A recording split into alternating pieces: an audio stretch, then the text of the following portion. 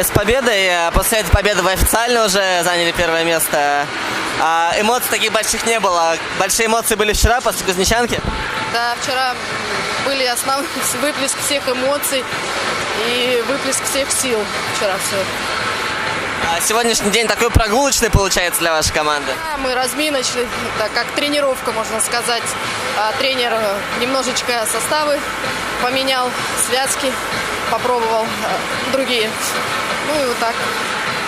О сибирском дерби говорить не приходится, да, с Хаски?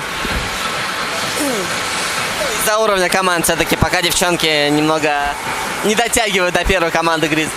Ну да, там у них сложно все, посложнее. В вчерашней игре, как думаете, что залогом стала победа с Кузнечанкой? Ну, в первую очередь, дисциплина и установки тренера.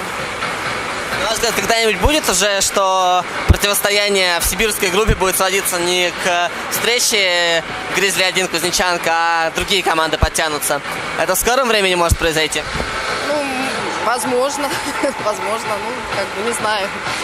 А по вашему впечатлению, другие команды вот по сравнению с первым этапом где-то прибавляют хоть немного? Ну да, можно сказать, что все команды прибавляют, видно, уровень повышается. И интереснее борьба становится. А какой из команд вы отметите вот именно по прогрессу? Сложно сказать. Ну и Кузнечанка тоже выросла в своем мастерстве, конечно же. С ней сложно сейчас играть. И, ну, не знаю, сибирские хаски тоже немножечко подтянулись. У вас впереди Сочи. Вы уже были в прошлом году вместе с командой в Сочи? Ездили, да. Ну что ждете? Как думаете, насколько в этом году Гризли реально побороться за более высокие места? Ну, думаю, все реально. Мы будем готовиться серьезно к турниру.